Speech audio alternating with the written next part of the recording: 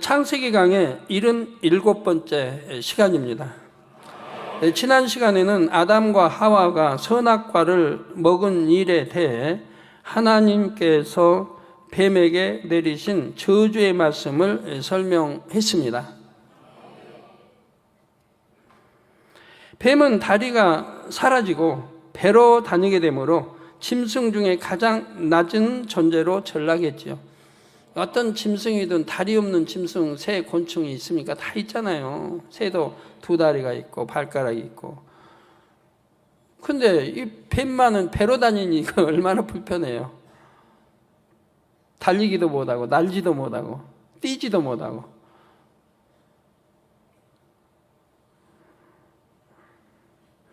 (15절의) 여자의 후손이 뱀의 머리를 상하게 할 것이라는 말씀에는 중요한 영적인 의미가 담겨 있었습니다. 그것은 바로 하나님께서 만세 전에 비밀한 가운데 감춰 놓으신 구원의 도 예수 그리스도를 통한 십자가의 도이지요. 아버지 하나님께서는 인간 경작이라는 미지의 여정을 떠나는 인류에게 이렇게 처음부터 희망의 빛을 비춰주셨습니다. 또한 어둠의 권세 아래 진행되는 6,000년 인간 경작 역사의 고비마다 하나님께서는 빛을 밝혀주셨습니다. 하나님의 마음에 합한 선지자들을 통해 하나님의 뜻을 전달하셨고 때가 이르면 그대로 이루어 주셨지요. 죄악이 최고조에 이르러 영적으로 너무나 캄캄한 오늘날도 마찬가지입니다. 성령의 불꽃이 활활 타올라 온 세상을 비추도록 역사하고 계시죠. 아까 매거진에 이제 성경 읽는 이 말씀이 나왔는데요. 이렇게 성경을 그래도 읽는 사람들이 도덕심 있고 그래도 착하게 살아간다는 얘기입니다. 하나님의 귀한 말씀을 외면하고 교회 올 때만 끼고 오고 집에 가서는 아무데나 두고 또 이제 교회 올 때만 끼고 오고 이런 분들이, 장로님은 그런 분 한 분도 없겠지만 권사님도 없겠죠. 그냥 그런 분들은 성도라고 못해요. 그냥 교인이라고 그러는 교인. 성도라고 할 수가 없어요. 하나님 말씀을 그렇게 멀리하고 냉대할 때 시편 1편에도 보면 주야로 하나님 말씀을 묵상하래. 주야로 밤낮 없이 하나님 말씀을 묵상하라는 거예요. 일어났다 앉아든 누웠던 자녀들에게 말씀으로 강론하고 나오잖아요. 그런데 하나님 말씀을 그렇게 멀리하고 내가 사업하는데 사업이 잘 안 된다. 내가 기도 열심히 하는데도 응답이 없다. 할 수 없는 겁니다. 하나님을 그렇게 멀리하는데. 성도들 개인적으로도 마찬가지입니다. 그래서요. 그럼 성경 내년 한 1월부터는 성경 읽기 대회를 하려고 그래요. 전 성도 오랜만에 성경 읽기 대회를. 왜냐하면 성경이 새로 나옵니다. 우리 교회에서 제작한 성경이 나옵니다.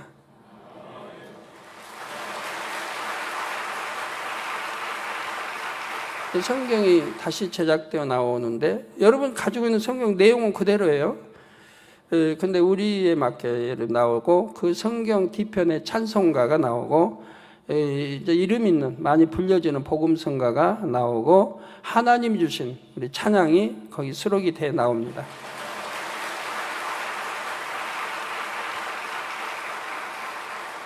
그래서 이제 새 성경으로 바꾸면 어차피 줄도 다 밑줄 그어야 되고 그래서 우리 성경 읽기 대회 읽기 운동을 해서 한 번씩 통독하도록 이렇게 해드리려고 하는데요.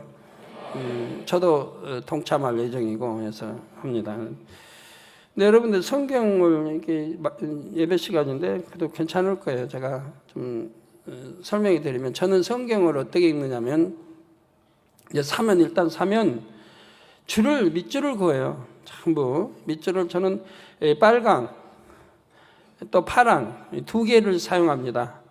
색연필을 두 개를.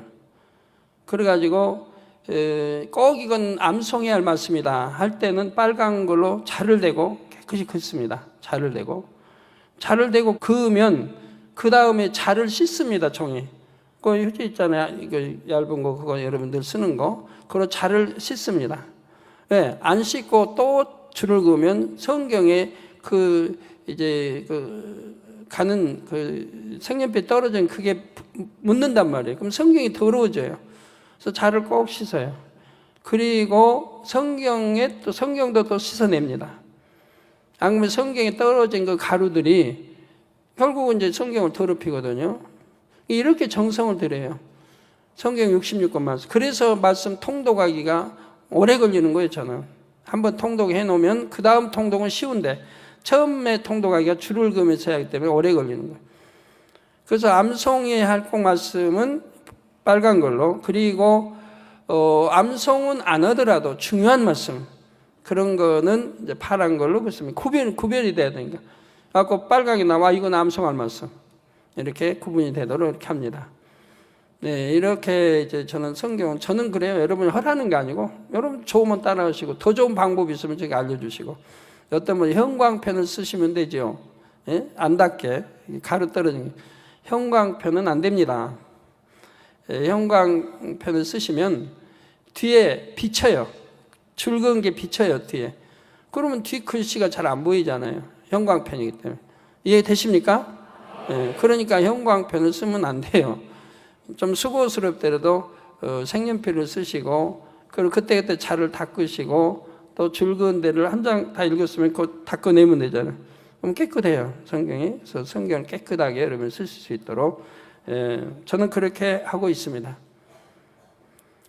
그래서 성경이 새로 이렇게 나오면은 이렇게 한번 통독을 하고 그리고 통독이 끝나면 줄을 그은 게 끝나면 그 다음에 정식 또 창세기 1장 1절부터 계시록까지 통독을 해서 이렇게 2번을 하려고 하는데요. 그럴 시간이 날지 안 날지는 모르겠습니다만 여하튼 그렇게 계획하고 있습니다. 새해 계획입니다. 또 통독하고 여러분 양심대로 정직하게 말씀하셔서 그래도 그냥은 안 넘어가겠죠. 상도 주고 할 텐데요. 예. 네, 온수에 비추도 역사하고 계시고요. 성도들 개인적으로도 마찬가지입니다. 고린도 전서 10장 13절에 보면 사람이 감당할 시험 밖에는 너희에게 당한 것이 없나니 오직 하나님은 미쁘사 너희가 감당치 못할 시험 당함을 허락치 아니하시고 시험 당할 즈음에 또한 피할 길을 내사 너희로 능히 감당하게 하시느니라 하셨습니다. 이건 이제 하나님이 주신 시험이에요. 우리가 어떤 잘못을 하지 않았는데 죄를 짓지 않았는데 오는 시험을 말해요. 이런 시험은 하나님이 허락하신 거기 때문에 감당할 시험에는 주시지 않는다 이 말이에요. 반드시 피할 길을 주신다 이 말이에요. 이게 시험에 오면 통과하면 축복이에요. 시험에 오면 그 시험이 크면 클수록 통과하면 더 큰 축복이고 적으면 적은 대로 통과하면 축복인 거예요. 근데 이걸 통과를 못하니까 믿음이 성장이 안 되고 제자리 걸음 하는 거예요. 제자리 걸음. 통과하고 나가야 믿음이 성장해요. 영혼이 잘 돼요. 그리고 또 이제 쉬었다가 하나님 또 시험 주시면 통과하고 그러면서 영혼이 잘 되고 자꾸 영으로 들어가는 거예요. 그런데 그런 시험을 통과하지 못하는 분들은 기도 안 하기 때문에 그렇죠. 불같이 쉬지 않고 기도하는 분들은 어떤 시험이 와도 통과합니다. 믿음이란 절대로 변하는 게 아니에요. 믿음이란 변하지 않기 때문에 바로 금에다 비유한 거예요. 금은 변하지 않죠. 정금, 그것도 정금. 정금은 수만 년 세월이 흘러도 그대로 이제 변하지 않습니다. 믿음도 변하는 게 아니에요. 근데 여러분, 아까도 사택했던 분 기도받으러 왔는데, 저는 아팠는데 기도받으러 나왔습니다. 근데 또 재발했대요. 그러니까는 이제 끊었던 오락을 다시 취하고, 그런다 이 말이에요. 그러면은 정말 회개한 겁니까?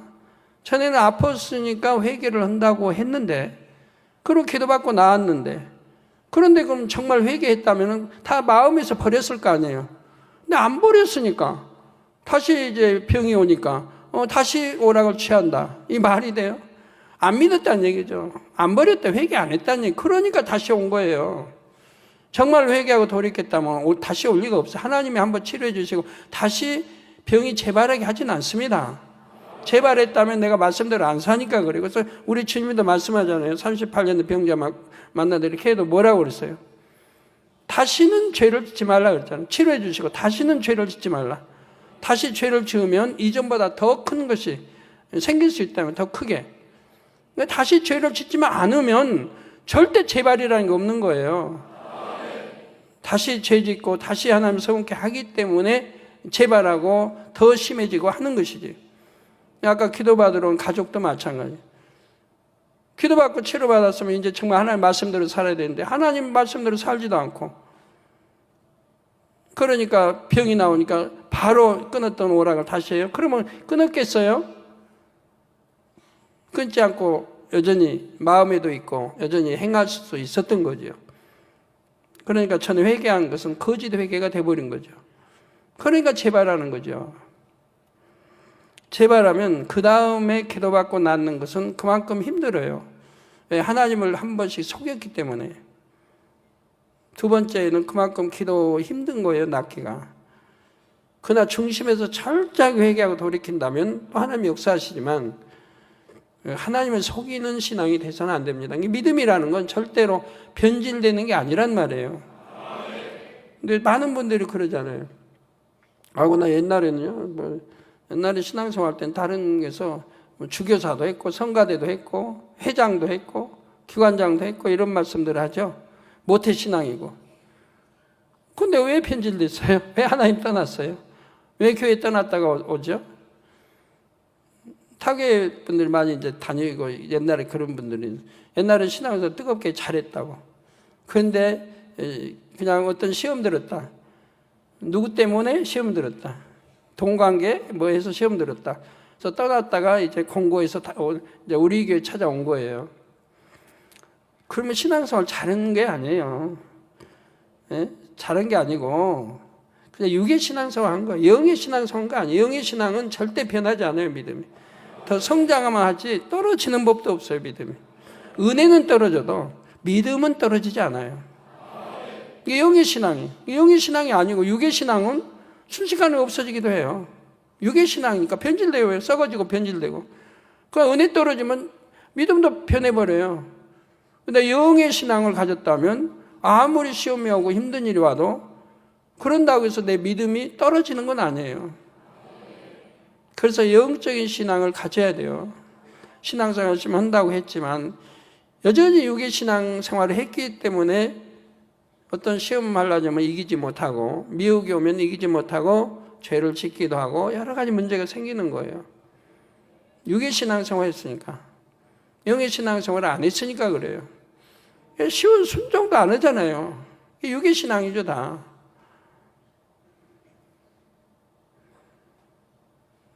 영의 신앙생활을 하지 말라 그러면 안 하는 거예요. 버리라 그러면 버리는 거고요. 하나님이 싫다 하시면 안 하는 거예요. 하나님이 검정색을 싫어하신다 그러면 검정색 안 입는 거예요. 비슷한 것도 안 입는 거예요. 하나님이 싫어하시니까. 저는 할 수 없이 곤색을 입습니다만 이거 입기 싫어요. 남자의 정장이 검은색이기 때문에 할 수 없이 곤색이라도 입지만 저는 곤색 같은 거 입고 싫어요. 검은색이 비슷하니까 싫어요. 흰색이나 밝은색 입고 싶은데 그냥 나만 그냥 항상 밝게 그냥 티나는 거 입고 다니기도 좀 그래서 하지만 그날 검은색은 안 입어요. 성경도 펴지고 뭐 검은색 안 들어가요. 근데 글씨는 들어갈지 모르겠는데 저 앞으로 이제 가나안 성전 들어가면 성전 안에 검은색이 일체 안 들어갈 거예요. 네, 이제 전자제품이라는 게 검은색으로 주로 나오지 않습니까? 그렇지만 주문할 때 이제 검은색이 아니게 주문하면 될 거고 검은색이라고 하면 7월 7에서 흰색이든 다른 색으로 바꾸면 되겠죠. 그래서 성전 안에 검은색이 일체 없게 할 거예요. 하나님이 싫어하시는 걸 뭐하러 해요?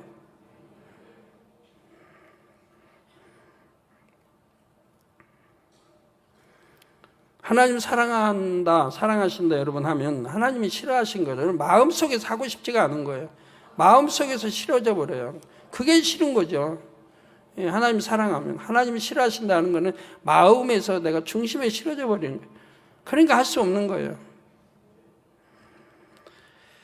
그래서 너희가 감당치 못할 시험 당함을 허락지 아니하시고 시험 당할 즈음에 또한 피할 길을 내사 너희로 능히 감당하게 하시느니라. 자, 아브라함에게 이제 이삭을 바치라는 시험이 왔어요. 그럼 막 지금 이삭, 자기 독자 이삭을 지금 죽여야 될 판이에요. 칼로 찔러서 이제 각을 떠서 번제로 드려야 돼요. 근데 그까지 하나님 순간까지 기다리신 거예요. 순간까지 믿음을 보시는 거예요. 그러면 하나님 몰라서 그래요? 아브라함이 순장하실 거 몰라서 그럽니까? 다 아세요. 아시지만 왜 끝까지 보십니까? 이게 사단의 송사를 하지 못하도록 사단이 볼 수 있도록 나중에 사단이 송사 아버지 끝까지 지켜보셨어야지. 나중에 변개해가지고 칼 이렇게 하다가 안 찌를 수도 있잖아요. 그 믿음의 조상이 어떻게 되고 의의 조상이 어떻게 돼요? 송사할 수 있는 거예요. 그러니까 송사하지 못하도록 끝까지 보신 거죠. 원수마귀도 보도록. 그러니까 찌르려고 막 찍으려고 하는 판에 멈춰라 하신 거죠. 그러니까 피할 길을 주시잖아요. 피할 길을 이렇게. 너희로 능히 감당하게 하시느니라. 하나님께서는 각 사람의 믿음의 분량을 아시기에 능히 감당할 수 있는 시험을 허락하십니다. 그러니까 하나님이 주신 시험은 걱정할 게 하나도 없어요. 예, 시험에 대해 제가 설명을 좀 해드려야 되겠네요. 참고가 영으로 들어오는데 참고가 되도록. 온영으로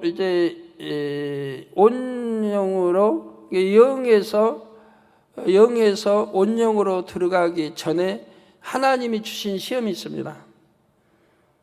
영에서 온영으로 들어가기 전에는 하나님이 그 시험을 주세요. 여러분 영이니까 잘못 안 해요. 죄 안 지어요. 그런데 시험이 와요. 하나님이 허락하시는 시험이에요. 그 시험을 통과해야 이제 온영으로 들어갈 수 있는 자격이 주어지는 거예요. 이건 하나님이 주시는 거예요. 이걸 일단 통과해야 돼요. 그런 시험은 온영으로 들어가기 전에 누구나 오는 거예요.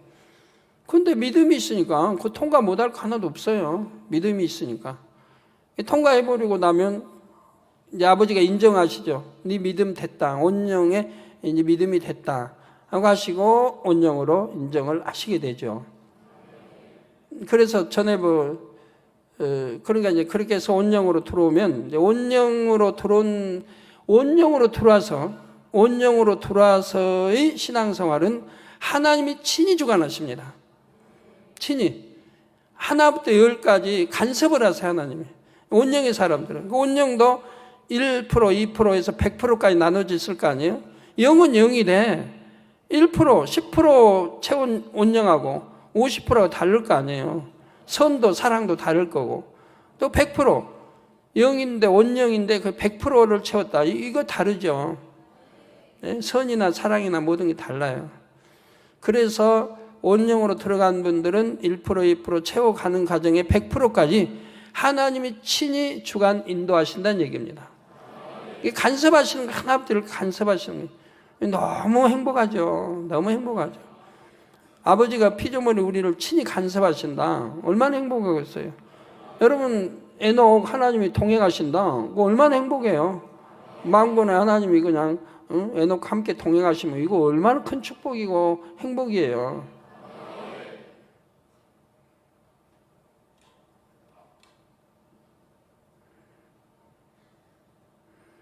이런 이제 삶을 살아야 되는데, 그래서 이제 온영에 들어간 사람은 그때부터 하나님이 친히 이제 주관 인도하시기 때문에 보면은 이제 어떻게 왜 인도하시냐? 아버지가 온영의 사람들은 아버지 닮은 사람이에요. 하나님 아버지를 닮은 사람이에요. 하나님이 야 너는 내 참아들이다. 너는 내 참딸이다. 내가 너를 기뻐한다. 하나님이 에녹을 기뻐하신다고 했어요, 안 했어요?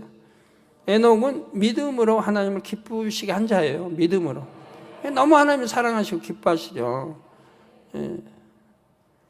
그래서 옆에 두고 계시고 싶어서 빨리도 데려가시면서 오늘날 후손, 그 후대들이 그 에녹이 얼마나 하나님의 사랑을 받았다. 받음으로 인해서 빨리 하나님 데려가셨다.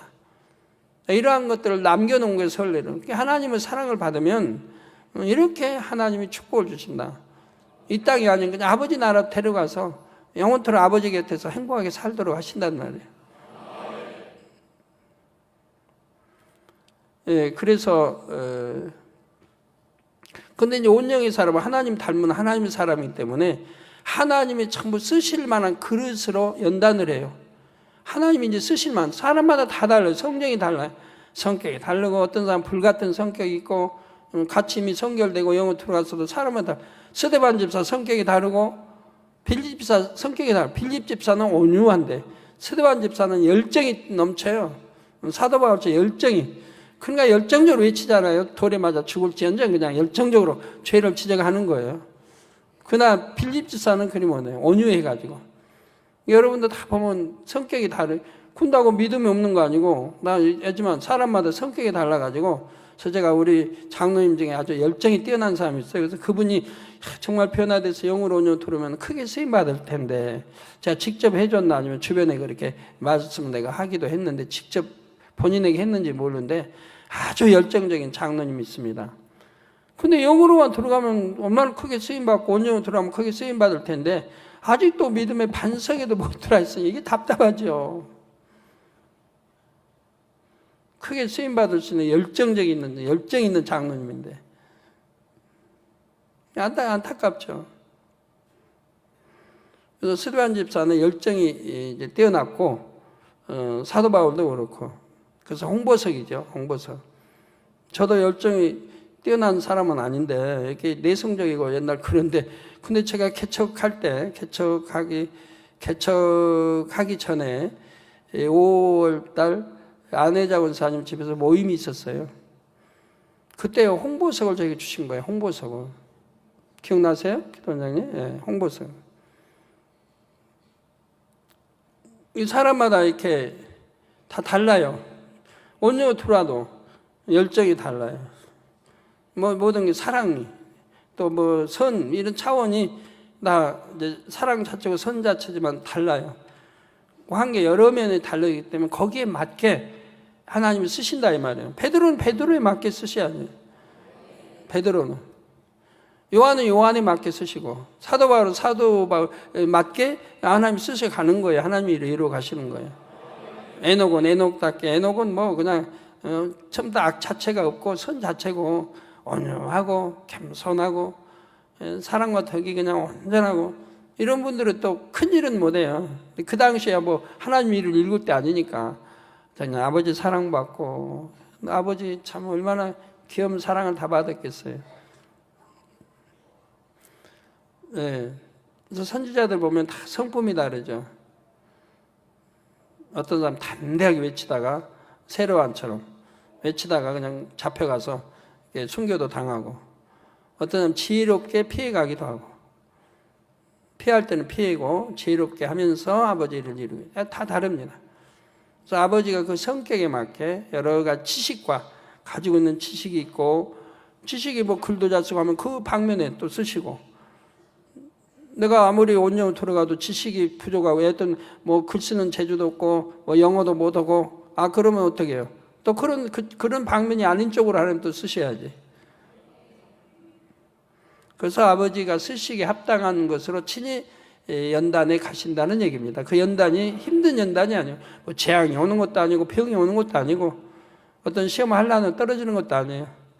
내가 믿음에 있다면 능히 이기고 승리하고 오히려 축복이요 영광을 돌릴 수 있는 그러한 시험들이지요. 저에게도 온 시험이 다 그런 거 아니에요.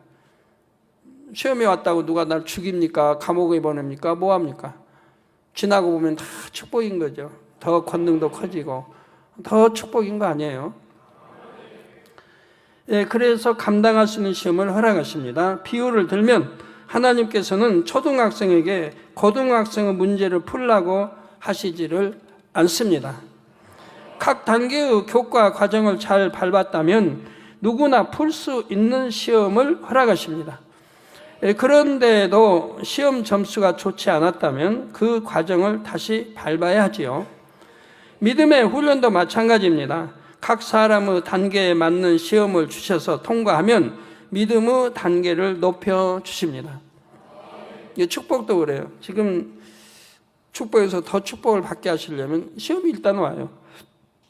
그러면 그 시험이 이제 주로 정도를 걷냐 안 걷냐죠. 시험이 유혹, 사심, 욕심 이런 거 재발할 수 있는. 하여튼 시험이 좀 그런 시험이 오면은 정도에서 그만 벗어난다. 그러면 이제 시험 통과를 못한 거죠. 그러나 어떤 어려움에도 내가 정도를 걸었다. 하나님을 기쁘시게 드렸다. 이런다면 그 시험이 통과된 것이고 그 다음엔 더 큰 축복이 예비되어 있는 거예요. 그래서 성경도 알아야 되고 성경도 읽어야 되고 아버지 마음 뜻을 알아야 되고 거기에 맞춤만 가면 틀림이 없는 거예요. 믿음의 훈련도 마찬가지고 각 사람의 단계에 맞는 시험을 주셔서 통과하면 믿음의 단계를 높여주십니다. 하나님께서 믿음의 시험을 허락하심은 떨어뜨리기 위함이 아니라 한 단계 높여주시기 위함이고 또 축복을 주시기 위한 것입니다. 그러므로 성도님들은 어떤 믿음의 시련이 올 때 당황하거나 놀라지 마시고 능히 기쁨과 감사함으로 통과하시기를 바랍니다. 성도 여러분, 이제 하와가 범죄한 대가로 어떤 벌을 받았는지 말씀드리겠습니다. 먼저 본문 16절 전반절에 하나님께서 또 여자에게 이르시되 내가 내게 잉태하는 고통을 크게 더하리니 내가 수고하고 자식을 낳을 것이며 라고 말씀하셨습니다. 여기서 잉태하는 고통이란 여자가 아기를 잉태하고서부터 출산하기까지 받는 아픔과 힘듦을 가리키지요. 그런데 이 고통을 크게 더하신다 하셨습니다. 이게 여자는 이제 잉태하고 있으면 배 안에서 이렇게 자라가는데 왜 고통이 안 따르겠어요? 뭐 입덧도 따르고, 근데 입덧도 그래요. 이 영으로 들어온 성도님들 입덧 가볍게 지나가요. 그리고 기도 한번 받으면 가볍게 또 지나가는 거 보는데, 그리고 이제 이게 아기를 낳을 때 보면 골반이 벌어져야 되니까 골반이 닫혀져서 아기를 받치고 있었는데 이제 아기가 나오려니까 골반이 열려야 할 거 아니에요. 그러니까 골반 뼈가 이렇게 열리는 이런데 왜 통증이 없겠어요? 옛날 고문할 때 보면 이게 양 다리에다가 이렇게 막대기 같은 그런 걸 뭐 무슨 막대기라면 하여튼 꼽아놓고 뒤틀잖아요. 그냥 뼈가 막 으스러지도록 심하게 하면 나중에 다 받고 나면 참 몇 년은 제대로 걷지도 못하죠. 절룩거리고 뼈다리를 너무 상했으니까. 근데 이거는 이제 아기를 낳기 위해서 골반이 벌어지기 때문에 통증이 있는 거예요. 이는 하와가 에덴 동산에서도 아기를 잉태하여 출산했고 그때마다 고통을 받았음을 알려줍니다. 아담과 하와는 생육하고 번성하라 하신 하나님의 말씀대로 오랜 세월 동안 많은 후손을 낳았지요. 당시 하와는 생령이었지만 아이를 낳을 때 통증을 느꼈습니다. 물론 미미한 통증이었죠. 하나님께서 생명의 존재들도 잉태의 고통을 약간 느끼게 하신 데에는 영적인 이유가 있었습니다. 아버지 하나님께서는 참 자녀를 얻기 위한 인간 경작이 끝나기까지 많은 아픔을 느끼십니다. 이처럼 생명의 존재들도 미약하게나마 잉태의 고통을 받게 하심으로 자녀는 거저 얻은 것이 아님을 느끼게 하셨죠. 여러분 자녀들도 거저 얻은 게 아니잖아요. 10개월 동안 잉태하고 얼마나 조심히 다녀야 되고 음식도 가려 먹어야 되고 다 그리고 또 낳을 때 또 기를 때 얼마나 수고를 많이 하셔야 됩니까? 그렇게 애가 수고해서 낳았는데 그 자녀가 예쁘게 잘 성장해주면 그나마 감사할 텐데 또 성장하면서 또 부모의 속을 그냥 팍팍 썩이는 거예요. 말도 안 듣고 공부도 안 하고 맨 세상 나쁜 친구들 어울리고 손찌검하고 욕하고 그냥 이렇게 세상 물들어가면 그 부모님이 얼마나 마음이 상해요. 우리 학생들 안 그러죠? 네. 얼마나 마음 상할 일이에요. 부모 큰다고 자녀들이 부모의 그 수고를 얼마나 알아줍니까? 알아주는 학생도 있지만 그러지 않은 학생들도 많이 있잖아요. 네. 그와 같이 하나님도 우리 인간 경작하시면서 하나님 자녀들을 하나 얻기까지 많은 아픔을 겪으셔야 했다 이 말이에요. 그러니까 영으로만 들어오면 하나님이 너무 사랑하시고 기뻐하시는 거예요. 영으로. 온영으로 들어오면 하나님을 정말 닮은 자녀이기 때문에 너무 하나님이 기뻐하시는 거예요. 이게 저도 마찬가지예요. 아버지 하나님 기뻐하시는 거 알기 때문에 저도 여러분들이 영으로 들으면 너무 기뻐요. 행복하고요. 그런 분들은 제가 다 주고 싶어요. 있는 거. 그리고 온영으로 들어온 분들은 그건 뭐 내 생명까지도 그냥 줄 수 있는 거고요. 너무 행복하죠. 그런 분들을 얻었다고 하는 게. 하나님도 너무 기뻐하시는 거고요. 그런 자녀들을 얻는다고 하는. 우리 주의 종들이 영으로 온영으로 들어가면 아버지 하나님이 얼마나 기뻐하세요. 그래서 능력 주시고 권능 주시는 거 아니에요? 이 고통이 범죄 이후에 크게 더해졌다 했습니다.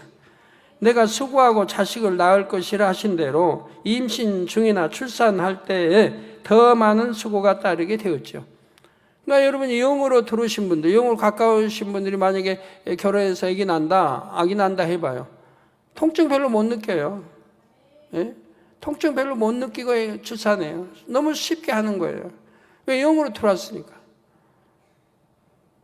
그래서 우리 성도님들이 아기 출산할 때 너무 가볍게 하잖아요. 세상에서는 너무 힘들고 그냥 몇 시간씩 밤새 통증을 느껴야 되고 그리고 또 수술해야 되고. 근데 우리 성도님들이 수술 받았다는 경우는 드물잖아요. 다 믿음으로 순산해버리고 통증을 그렇게 크게 느끼지는 않죠. 그만큼 믿음이 있기 때문에 그런데 그분들이 영으로 들어왔다고 해봐요. 그러면 통증 별로 못 느껴요.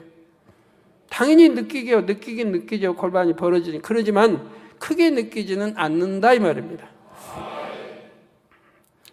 또한 이 말씀에는 자녀를 기를 때에도 더 많이 수고해야 한다는 의미까지 포함이 됩니다.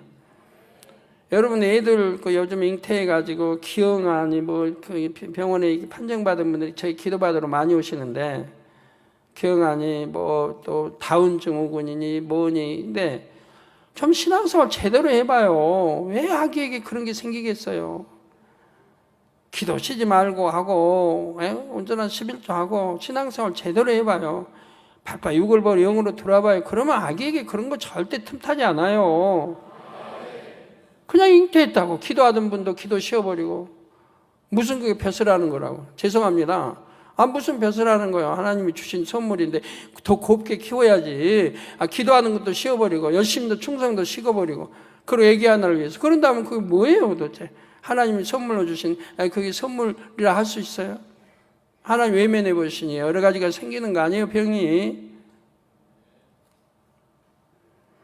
에덴 동산에서는 어머니들이 크게 수고하지 않아도 아이들이 잘 자랍니다. 질병 같은 해로운 요인이 없기 때문입니다. 모든 아이들이 우량아로 태어나서 가장 아름답고 멋있는 모습으로 쑥쑥 성장하지요. 그러나 이젠 상황이 바뀌었습니다. 아담과 하와가 유구 사람이 되었고 그들이 사는 이 땅도 저주를 받았지요. 아담과 하와는 수고하지 않으면 아무것도 얻을 수 없는 상황에 처했습니다. 특히 자녀를 얻기 위해서는 얼마나 많이 수고하고 애써야 하는지를 절절히 느끼게 되었죠. 우리 성도님들 뭐예요? 어떤 성도님들은 목자 사랑하고 해가지고 사업을 한다 하는데 예물도 정성껏 준비해서 크게 심고 축복기도 받고 또 몇 번 또 심으니까 또 축복기도 받고 또 형통하게 그래서 막 축복해 주십니다. 막 축복 받으면 얼마나 감사해요. 기도 받고 또 심고 축복 받아서 막 커지면 얼마나 감사해야 돼요. 더 하나님 사랑하고 충성해야 되잖아요. 근데 가다가 그냥 딱 사단에 미혹받아가지고 죄를 지어버려요. 그러면 하나님이 딱 외면하셔요. 그러면 이제 그때부터 어려움이 시작되는 거예요. 그 1년이 가고 2년이 가고 3년이 가고 5년이 가고 빨리 해결하는 것은 중심에서 통에 잡아가고 하나님과의 그 하나님을 너무 서운케 하는 것들을 빨리 풀어드리는 게 이게 이제 해결을 해야 할 문제인데 대부분 또 그리 못해요. 여러분 통에 잡으겠다. 정말 통에 잡으겠다면 어떤 병도 치료받아요. 근데 통에 잡고 가지 않았기 때문에 못 받는 거예요. 제가 단에서 늘 말씀드리잖아요.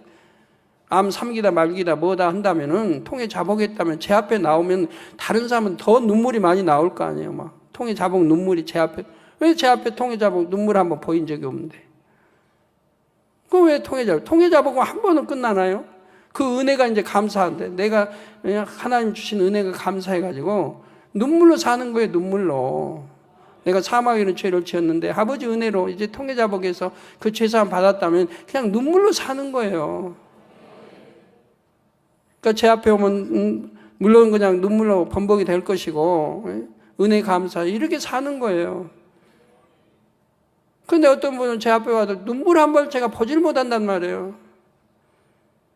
그러니까 하나님은 그냥 뼈 깊은 것까지 그 악성, 죄성을 뽑아내라고 하시는데 그게 안 되니까 그렇게 회개가 안 나오는 거 아니에요. 통해자복 회개가 안 나오고. 통해자복 회개가 나왔다는 것은 하나님이 용서해 주셨다는 거예요. 네 기도를 받았다. 그래서 이제 네 모든 죄를 용서해 주신다는 뜻이에요. 그러니까 하나님 은혜 주셔서 통해자복이 나오는 거예요. 그러면 그거는 뭐 백발백중 치료되는 거고요. 문제 해결되는 거고. 신속히 아무르고 싸매셔서 일단 사업도도 신속히 정리가 잘 되고 축복의 길로 또 인도받는 거예요. 이런 통해자복을 해야죠. 아버지 앞에 얼마나 망군해요. 아버지 앞에 축복 주시고 하나님 자녀인데 내가 또 직분도 그만큼 있다면은 하나님을 기쁘시게 해야 할 그런 위치에 있는 분인데 하나님은 너무 성숙해 하고 하나님을 너무 자 있을 수 없는 하나님 성숙해 하는 이런 죄를 지었다고 하면 그게 쓱싹해가지고 그게 뭐 하나님과 그게 담이 헐어지는 게 아니란 말이에요. 정말 그 죄가 내가 큰 죄를 지었고 하나님 너무 욕되게 했고 하나님의 말씀을 짓밟았고 하나님 말씀을 짓밟았다고 하는 것은 하나님을 친히 짓밟은 것과 같은 거예요. 그랬다면 얼마나 많이 하나님 앞에 용서를 빌어야 되고 통해자복으로 해서 아버지 그 서운하심을 다 풀어드려야 되는 거예요. 그게 되지 않으면 안 되는 거예요. 그런데 그냥 어떻게 회개를 했는지 그냥 회개했다고만 하니 이게 참 말이 그렇게 회개가 쉬우면은 막 그냥 죄 짓고 늘 회개한다고 하게요. 사망이라는 죄를 지으는 것은 회개하기가 어렵습니다. 그지만 회개하려면 정말 내 뼛속 중심에서까지 나오는 통해자복 회개가 나와야 하나님으로부터 용서를 받고 그래야 그 뒤가 또 형통하게 인도를 받아 나가는 거죠. 비로소 아버지 하나님의 마음을 조금이나마 이해할 수 있게 된 것입니다. 그런데 자녀를 양육함에 있어서 사람들이 하는 수고는 아버지 하나님께서 하시는 수고와 비교할 수가 없습니다. 사람들은 자기 자녀를 낳아 장성하기까지 20-30년 수고하면 되지요. 물론 평생 자녀 때문에 마음쓰게 되는 분들도 있습니다. 일생을 자녀 때문에. 아버지 하나님께서는 인간 경작이 시작된 이후 지금까지 참 자녀를 얻기 위해 애쓰고 계십니다. 이사야 49장 15절에 말씀하시기를 여인이 어찌 그 젖먹는 자식을 잊겠으며 자기 태에서 난 아들을 긍휼히 여기지 않겠느냐. 여인이 어찌 그 젖먹는 자식을 잊겠습니까? 요즘은 죄로 너무 관영돼가지고 있는 사람들이 많이 있더라고요. 자녀 키우다가 버리기도 하고 고아원에 또는 외국으로 입적시키기도 하고 여러 형태를 봅니다만 부모 본명인데도 고아원에다 애들 맡겨버리고 자기는 또 결혼해가지고 또 살고 그거는 천륜 있을 수 없는 행동들인 거예요. 자기가 낳은 자녀를 버린다. 키우지도 않고 아무리 어려워도 내가 낳은 자녀 내가 키워야 돼요. 근데 고아원에 맡겨버린다. 그런 엄마 아빠가 있다면 이건 도대체가 자식들을 완전히 배신한 거고 있을 수 없는 거 아니에요. 근데 거기다가 또 그냥 뭐 또 결혼해서 딴 여자 취하고 한다. 그럼 도대체 그거 어떻게 부모라고 부를 수 있는가요?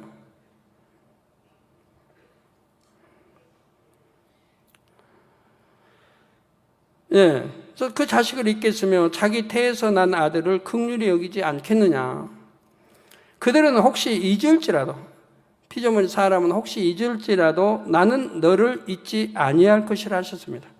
하나님은 우리를 잊지 않으신다 이 말이에요. 우리 인간 편에서 하나님을 배신하는 거지 하나님은 절대로 배신이라는 게 없어요. 약속 어기시는 것도 없고 지키지 않은 것도 없고 하나님은 100% 믿고 신뢰하면 정확한 거예요. 그런 분을 하나님 우리 아버지로 또 구세주로 섬기는데 무에 우리가 두려울 것이 있고 염려 근심 걱정할 것이 있습니까? 정도만 걸으면 되는 거지. 꼭 기도하라면 기도하면 되고 주야로 말씀 묵상하라면 하면 되고 말씀에 있는 거 그거 생활화해서 내가 살아가면 되는 거 아니에요. 그게 뭐 힘들다고 못해요. 자, 아버지 하나님께서는 육의 부모들이 자식을 위하는 마음보다 훨씬 애절한 사랑으로 영혼들을 바라보십니다. 모든 사람이 구원에 이르기를 원하시고요. 믿음의 선진들도 아버지 하나님의 마음을 깊이 느끼고 알았습니다. 그래서 죄인들을 구원으로 인도하여 하나님의 자녀가 되게 하는 일에 혼신을 다했지요. 특히 사도 바울은 갈라디아서 4장 19절에 나의 자녀들아 너희 속에 그리스도의 형상이 이루기까지 나의 자녀들아 너희 속에 그리스도의 형상이 이루기까지 다시 너희를 위하여 해산하는 수고를 하노니라고 고백했지요. 왜 참 그 해산 수고하시는 분을 또 해산하게 하십니까? 그러니까 자녀들하고 나오죠. 자녀들. 내 사랑하는 자녀들아 이렇게 나와야 되는데 사랑받지 못할 자녀들이니까 사랑 잘 안 넣어요 성경에. 그냥 내 자녀들아. 사랑받을 행위라는 자녀들이면 성경에 반드시 사랑하는 자녀들하고 사랑자가 들어가요. 근데 사랑받을 행위를 안 해. 그러니까 사랑자가 없어 성경에. 성경에 어디 보면 사랑자가 있고 하는 거 아시겠죠? 뭐 예를 들어 요한서에 보면 내 마음에 책망할 것이 없으면 무엇인지 하나님께 구하라. 거기에는 사랑자가 들어가죠. 사랑하는 자들아. 네. 내가 책망할 것이 없도록 내가 성결됐으니까 악이 없으니까 말씀대로 사니까 당연히 하나님 사랑하시죠. 이게 영의 사람이지 영의 사람. 그러니까 사랑하는 자들아 무엇이든지 원하는 대로 구하라. 다 주신다. 다 주신대요. 다 주시는 분이에요. 이런 하나님을 섬기고 우리 장로님도 축복받아서 우리 중소기업의 사장님도 많이 나오고 대기업의 사장님 나오면 얼마나 좋아요. 그 길을 얼마든지 가르쳐 드리는데 그래서 여러분 의와 틀도 깨트려 버리고 나만 잘 안다고 하는 이 의와 틀도 깨트려야 됩니다. 뭐 회사를 해도 회사 직원이 10명이다 그러면 그 10명에 모든 사람 마음을 헤아려서 그들의 마음도 존중해주고 그들의 의견도 들어주고 이게 큰 그릇이에요. 큰 그릇의 회장이고 사장인 거예요. 네가 알면 얼마나 나는 그만큼 배웠고 나는 아니까 내가 뜻대로 하지만 네 조언대로 내가 뭐 할 것이냐 이런 식이 되면 안 돼요. 아무리 소자의 말이라도 내가 귀담아 들을 줄 알아야 되는 거예요.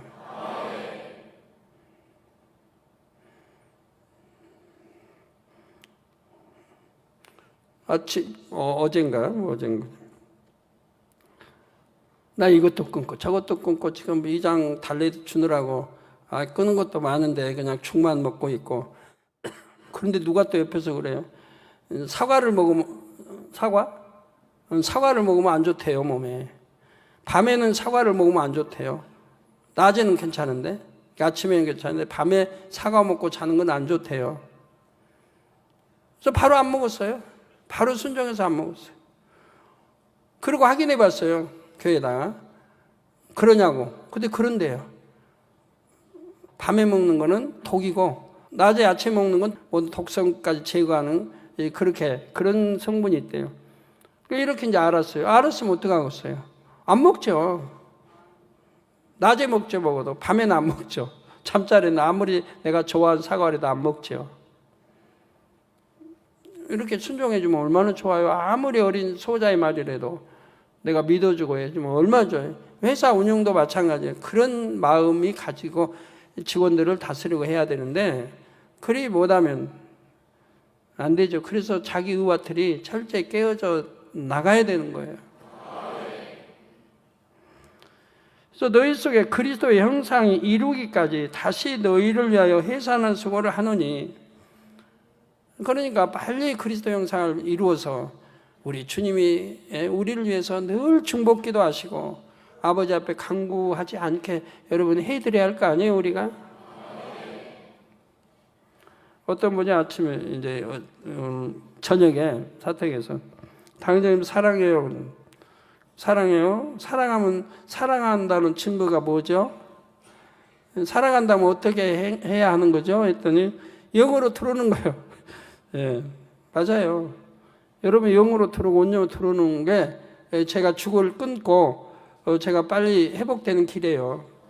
아버지가 주시겠다고 아버지가 친히 풀어 넣으시겠다는 길을 100% 채우는 때가 하나님이 원하시는 여러분 그 영으로 온영으로 들어오는 숫자가 채워지면 끝나는 거예요. 저도. 왜? 이번에 그렇게 하셔가지고 가나안 성전을 짓도록 하시기 때문에 그게 성경적이라 이 말이에요.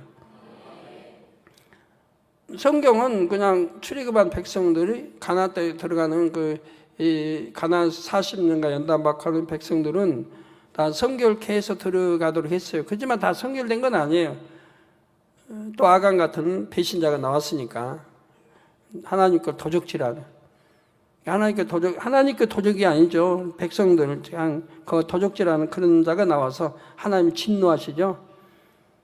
성경 구약이나 신약 보면 도적질하는 거, 욕심 사심 가지고 도적질하는 구원받기 어렵다고 하나님이 있습니다. 가룟유다 제자도 구원 못 받잖아요. 도적질하는 그 마음이 있었기 때문에. 아나니아 삽비라도 마찬가지예요. 그래서 이건 굉장히 하나님 앞에 도적이라고 하는 거 아주. 그래서 11조 하나님 도적질하면 구원받기 어려워요. 도적이니까 하나님 거 도적질하는 거예요. 그러니까 축복도 못 받는 거고. 이런 거 하나님 말씀 하나하나를 밝히 이해하고 양식을 삼아 나가야 합니다. 그래서 고린도후서 11장 29절에는 누가 약하면 내가 약하지 아니하며 누가 실족하게 되면 내가 애타하지 않더냐 하며 영혼들을 향한 애절한 사랑을 표현하셨습니다. 그래, 이게 우리 만군의 하나님의 마음이에요. 하나님 마음이 이러신 마음이에요. 이걸 절절히 느껴야 되는데 왜 못 느끼세요? 영으로 들어오는 사람들, 온유로 들어오는 사람은 절절히 느껴요, 아버지의 마음을. 그러니까 결단코 죄를 지을 수 없는 것이고 악을 행할 수가 없는 거예요. 이번 주에는 이제 여러 선거가 있었죠. 선거를 보면서 투표하는 거 보면서 우리 성도님들이 얼마나 영을 사랑하시는가를 보게 되죠. 교역자, 회장, 교역자의 이렇게 또 이 선거도 보면 온영으로 들어간 분이 회장이 되고 또 온영으로 들어간 분이 한 분이 부회장 되고 그리고 이렇게 되는 걸 봐요. 너무 원하는 거죠, 영을.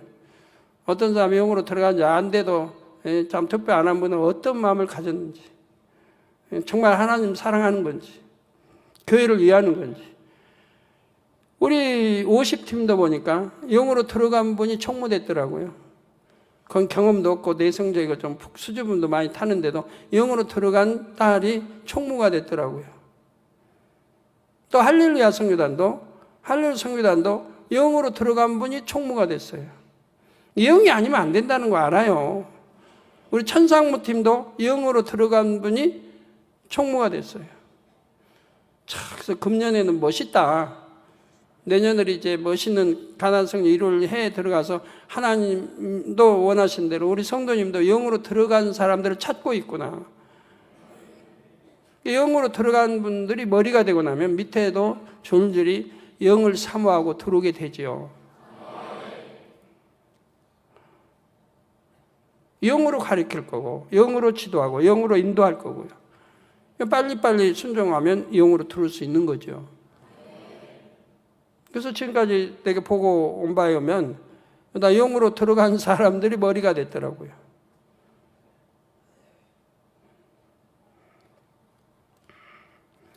제가 10년 전부터 최종 교육 때도 다 강조했습니다. 앞으로 영이 아니면 안 되는 때가 온다. 영으로 들어가지 않으면 안 되는 때가 온다. 그때는 후회해도 이미 늦다. 그러니까 부지런히 영으로 들어오도록 노력하라고 제가 강조를 많이 했습니다. 반드시 그때가 온다. 그때가 지금이죠, 지금. 가나안 성전 들어갈 지금. 영으로 안 들어간 분들은 후회만 남아요. 지난 많은 세월을 허송세월하고 보낸 후회만 남아요. 열심히 하고 영으로 들어간 분들은 막 그냥 축복이죠. 축복이죠. 능력임에, 또 뭐 권능임에, 뭐 물질의 축복, 건강 축복, 모든 거 다 받잖아요. 우리 기도원장이 아마 큰 본이 될 거예요. 기도원장님 보면 참 거꾸로 사는 것 같아요. 나이는 점점 많아지는데 점점 더 젊어지고 점점 더 힘이 넘치고 하는 거 보잖아요, 여러분. 지금 아무도 부정 못 할 거예요. 한 10년 전에요. 10년 전에 사택에서 이제 방이 3층인가 있으니까 계단 올라가, 저녁 예배 다 끝나고 들어갈 때 보면 계단 올라가는데 힘들어가지고요. 1층에서 2층, 뭐 3층에 방이 있을 텐데 그 계단 올라가는데 힘이 들어가지고 얼마나 힘든 모습을 내가 뒤에서 보면서 참 저렇게 힘드는데 단일치라 인도하고 기도원 집회 인도하고 누가 덜어줄 사람이 없나, 그 짐을 져줄 사람이 없나 이런 생각을 했는데요. 그렇게 힘들어했는데 지금은 팔팔 날라요. 세월이 한 10년이 지났는데 지금 팔팔 날라요. 계단이 문제겠습니까? 산도 그냥 거뜬거뜬 올라다니고, 뭐 무슨 운동이든 다 하고 몸이 가벼워지고 힘이 넘치는 걸 봐요. 그것도 젊어지고 있고. 제가 전에 말씀하잖아요. 영으로 온전히 들어가면 회춘한다고. 바로 그렇게 하고 있잖아요. 본이 되고 있잖아요. 친히 여러분이 보신 대로. 그래서 단일체라 이거 쉽지 않습니다.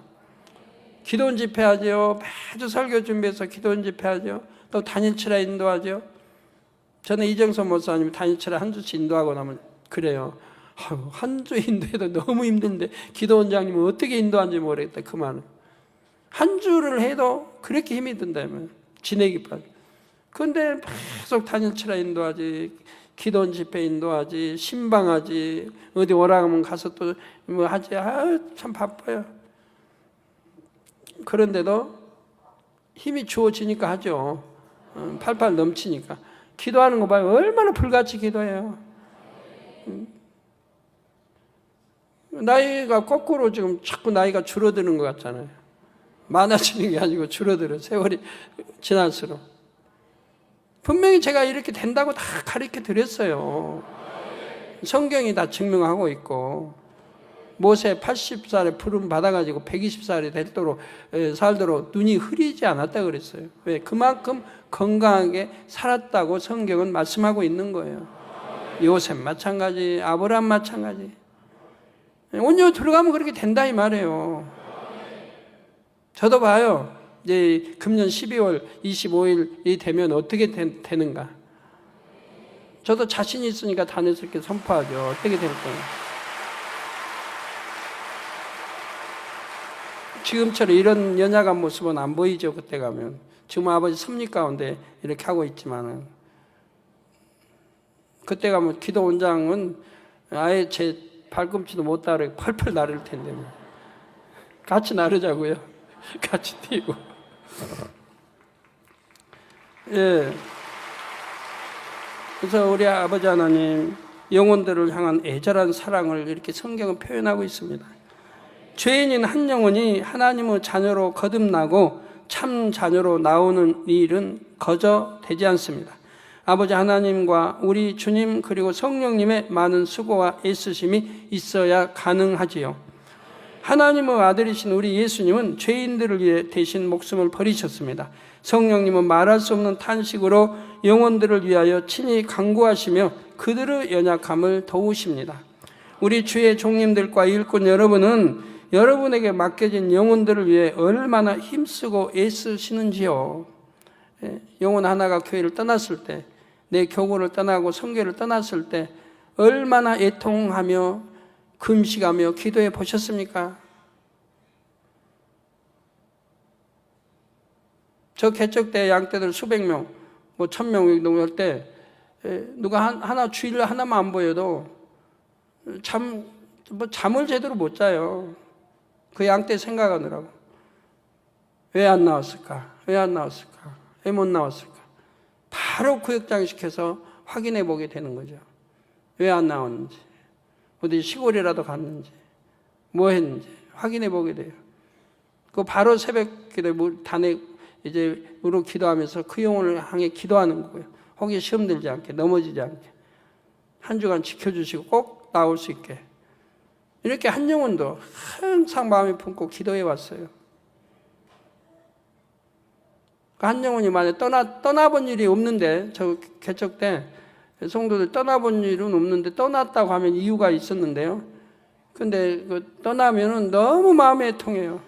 너무 한 영혼 구원하기 얼마나 어려운데 하나님이 한 영혼 보내주셨는데 그 영혼 하나를 내가 이렇게 참 지키지 못하고 사단에게 미혹받아 떠나겠다. 그 괴로움이 보통이 아니에요. 죄종들은 그런 괴로움을 안고 살아야 돼요. 그러니까 스트레스도 많이 받지만 얼마나 힘든 거예요. 그러니까 빨리 능력받고 권능받아 버리면 힘이 덜 들죠. 양떼 지키는 게 수월해지니까. 사람들이 미물로 여기는 곤충 중에 자식을 위해 자기 온몸을 내어주는 거미가 있습니다. 염낭거미라고 불리는 거미죠. 저기 나옵니다.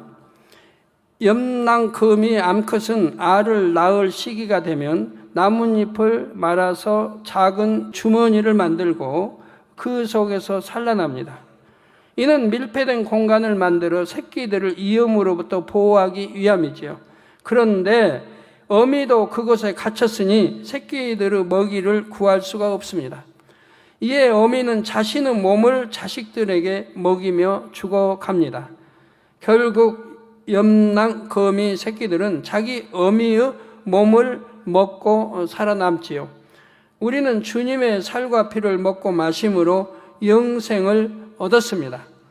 이 큰 사랑을 받았으니 더욱 영혼 구원과 양육에 힘써야 하겠습니다. 성도 여러분, 본문 16절 후반절에 하나님께서는 여자에게 너는 남편을 사모하고 남편은 너를 다스릴 것이니라 말씀하셨습니다.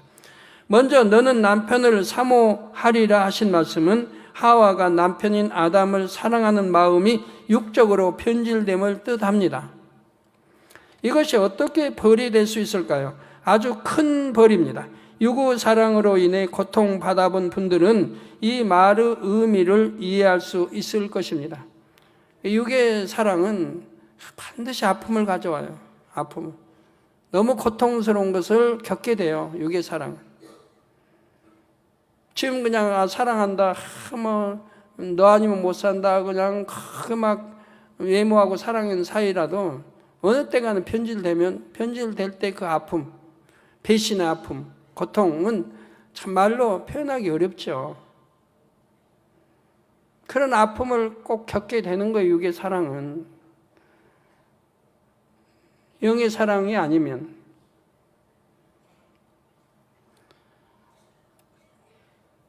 비유를 들어보겠습니다. 남녀가 사랑하여 결혼을 합니다. 서로를 뜨겁게 사랑할 때는 상대의 단점이 보이지 않았고 모든 면이 좋았지요. 그런데 유구 사랑은 변질됩니다. 결혼 후 시간이 흐르면서 점점 상대의 단점이 보이지요. 자신이 상대의 유익을 구해주기보다 상대가 내 마음에 맞춰주길 바랍니다. 상대도 이와 같은 마음입니다. 그래서 서로가 자신이 변한 줄은 모른 채 상대가 변했다고 생각합니다. 의견 충돌이 생기고 마음이 상하는 일도 일어납니다. 서운해합니다. 슬퍼집니다. 상대로 인해 짜증이 나고 화가 나기도 하지요. 보면은 그래, 역사도 보면 자기가 잘못해도 상대를 악하다고 그래요. 중국 뭐 수나라든 당나라든 자기가 그냥 고구려에 삼키려고 침략이 와놓고, 그리고 이제 죽으면 군대가 죽으면 그냥 고구려 원망해요. 언제 고구려가 침략이 오라고 했나요? 자기들이 강하다고 고구려 없애려고 복종시키려고 이렇게 해놓고는 나중에 보면 왕들의 신하들 다 고구려 욕하고 뭐 고구려는 어찌하든 없애야 된다고 이런 식이에요. 자기들이 악해가지고 고구려 침략해서 그래놓고 그거 폐해놓고는.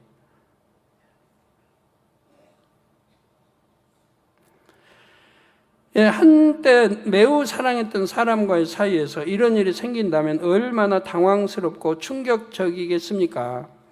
마음의 상처도 크게 받지요. 아담과 하와도 육의 사람이 되면서 사랑도 육적으로 변질되었습니다. 하나님께서 선악과를 먹은 일에 대해 물으셨을 때 아담은 그 책임을 하와에게 돌리려 했지요.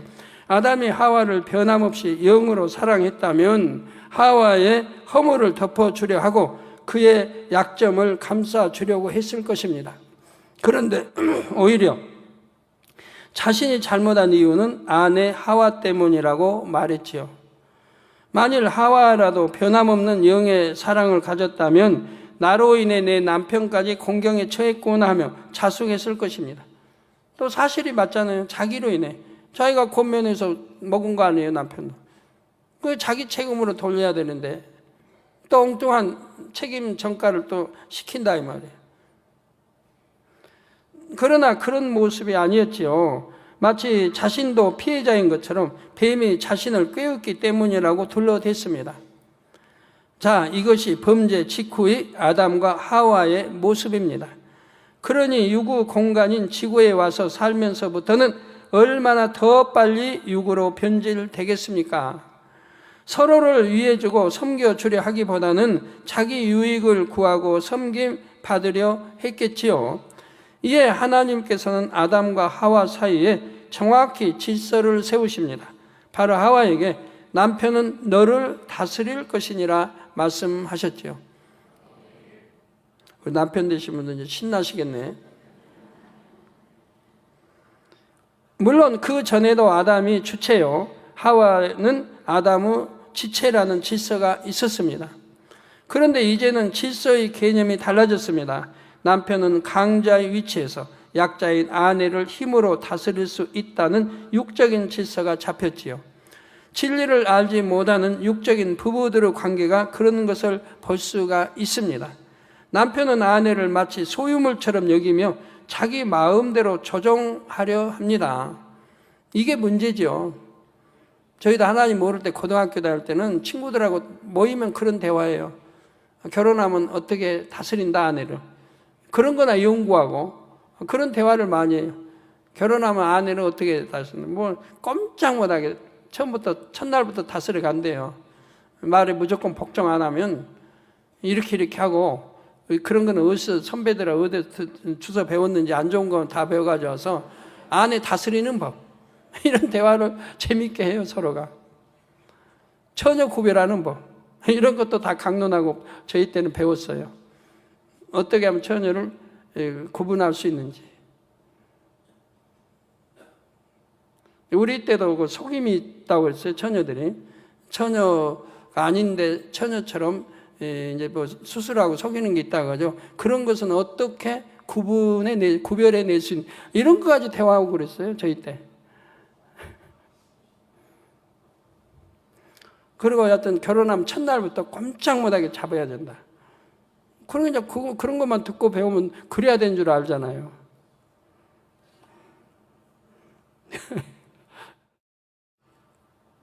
세상의 남편들은 자신이 아내를 꽉 잡고 있다는 사실을 굉장히 자랑스럽게 여긴다고 합니다.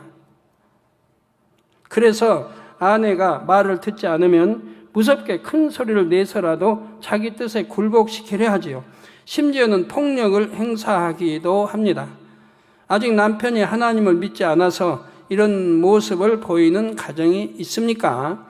이런 남편이라도 아내가 영으로 사랑한다면 그 사랑의 힘으로 남편이 바뀔 수 있습니다.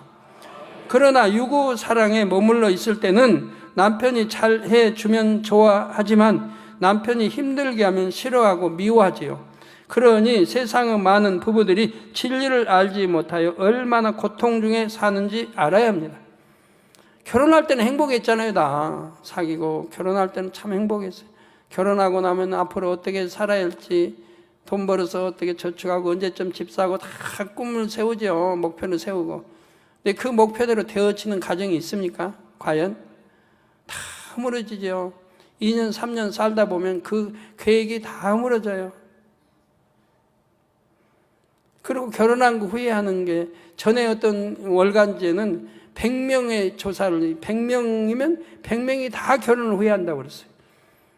지금 남편하고 다시 결혼하라면 안 한다. 근데 최근에 뭐 이제 신문 났던 최근에는 그래도 4%는 지금 남편하고 살겠다는 거예요. 4%는. 96%는 다시 결혼하라면 지금 남편하고 안 산다. 근데 4%라도 또 있더라고요. 100에 4명 정도는. 근데 전에 뭐 설문조사 월간이 나온 거는 100명이 전부 난 다른 남자하고 결혼한다. 여러분, 아내에게 속지 말아요. 남편 되시면. 아내도 남편에게 속지 말고. 우리는 다르네요. 진리 안에 변화된 사람들 아니에요.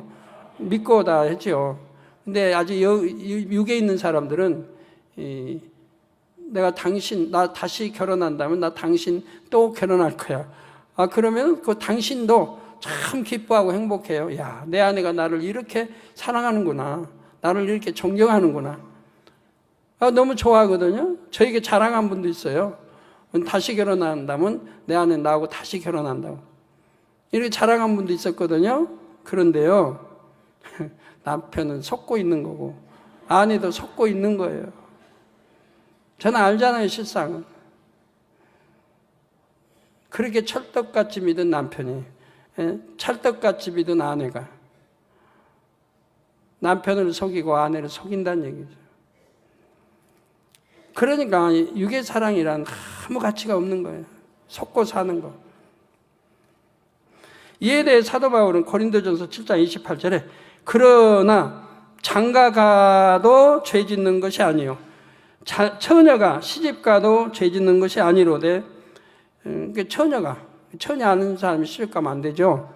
처녀가 시집가도 죄 짓는 것이 아니로되 이런 이들은 육신의 고난이 있으리니 나는 너희를 아끼노라. 사도 바울은 누구보다도 하나님 음성을 밝히 들었던 분 아니에요? 성령 음성을. 난 너희들을 아낀다. 육신의 고난 받을 일을 뭐하러 하냐. 사도 바울은 육적인 사랑이 얼마나 고통스러운지를 잘 알았지요. 그래서 나는 모든 사람이 나와 같기를 원하노라 하며 결혼하지 않는 것이 더 복되다고 누누이 강조합니다, 성경이. 사도 바울은 청년 때부터 해서 주님 영접하고 결혼 않고 살았거든요. 왜? 이런 걸 알기 때문에, 영적인 이런 세계 알고 또 낙원을 보았기 때문에 그냥 뿅 간 거예요. 세상 말로 뿅 가버렸어요. 야, 천국 낙원만 보고도 이렇게 아름다운 세계가 있구나. 내가 가면 영원히 행복하게 살 이런 세계가 있는데 뭐하러 이 땅에서 고통받을 내가 생각을 하냐. 그리고 성경에 누누이 젊은이들을 참 일깨워주기 위해서 기록을 해놓은 거죠. 모든 사람이 나와 같기를 원하노라. 결혼하지 않는 것이 더 복되다고 설명하고 있는 것입니다. 이미 결혼한 분들은 부부가 함께 영으로 들어오면 됩니다. 영으로만 들어오면 돼요. 영으로만 부부가 들어오면 세 사람 능히 갈 수 있고.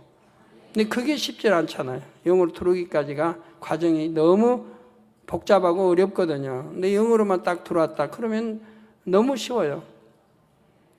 세상 같이 손잡고 서로 도움이 되면 이렇게 갈 수 있고.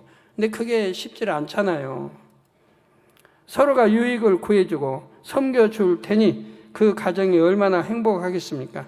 우리 모든 만민의 가정들이 이처럼 아름답고 행복하게 회복되기를 주님의 이름으로 축원합니다.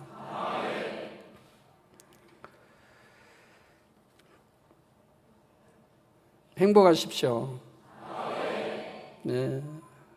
늘 강조해도 부족되지 않는 게 영어로만 들어오면 행복해진다. 또 온영으로 들어오면 그건 뭐 말할 수 없이 행복해진다. 감사가 넘치고 기쁨이 넘치고 행복한 가정이 되고. 여러분이 영으로 누가 들어왔다고 해서 가정이 꼭 복음화되라는 부분은 없습니다. 대부분 복음화됩니다. 영에 누가 들어온 사람이 있으면 그 가정이 대부분 복음화돼요. 그러나 가족이 복음화되지 않을 수도 있어요. 왜? 너무 악한 경우는 안 돼요. 또 하나님 대적하고 또 성령 해방 거역 모두 이런 것은 구원 자체가 없기 때문에 그런 경우는 아무리 내가 영으로 들어가도 복음화가 안 돼요. 쉽지 않아요. 작년 12월 25일처럼 또 제사무 이런 시간이 또 주어진다고는 볼 수 없으니까요. 저도 감히 이제 또 그런 강구는 아버지 앞에 못 올릴 것 같아요. 사실 공의 안 되거든요. 성경 기록된 대로 사망 이런 죄지면 가야 돼요. 갈 곳으로.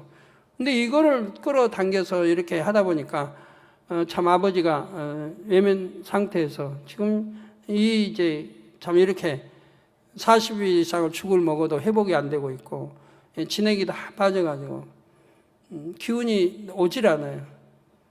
조금 몇 시간만 이렇게 움직여도 기가 그나마 있는 기가 빠져가지고 기침이 나오려고 그러고 눈동자 흐려서 앞에 몇 줄이나 겨우 볼까. 옛날 그 좋던 눈이 저 2층 맨 뒤에까지 뒤에 누가 앉았는까지 밝게 보던 눈이 이전에 앞에 앞줄을 몇 분밖에 못 봐요. 그것도 희미하게 봐요. 아른아른 걸. 눈도 이렇죠. 귀도 그렇죠. 그렇지만 염려하라고 하시는 거 아니에요. 여러분이 빨리 영으로 온영으로 들어오셔서 저를 도와주세요. 빨리 하나님이 원하시는 숫자에 채워지면 제 기는 100% 다시 복귀가 됩니다. 하나님이 역사하시고. 네, 감사하고요.